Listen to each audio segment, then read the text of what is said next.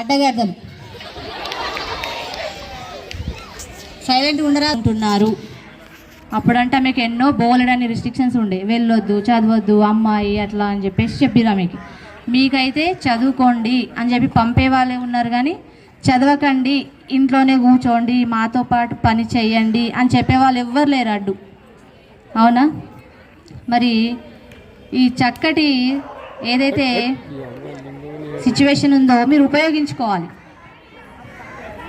అంటే అడ్డదారిలో వెళ్ళకుండా మంచిగా బ్రైట్ ఫ్యూచర్ ఉంది మీకు, మంచిగా చదువుకొని ఒక ఉన్నతమైనటువంటి స్థాయికి చేరుకోవాలి.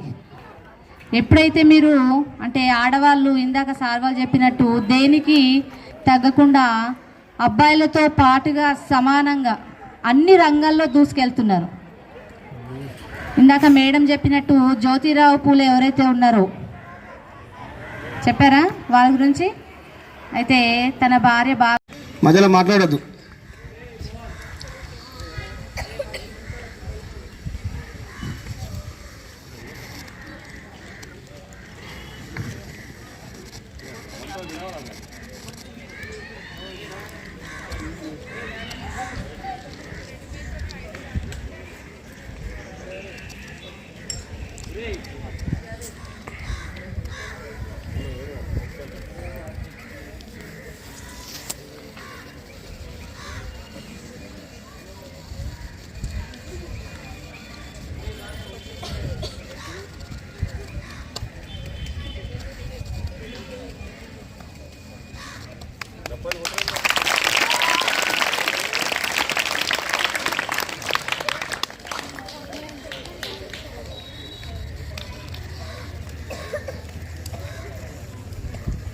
ఒక రౌతి ఏంటి పెట్ట మేడం,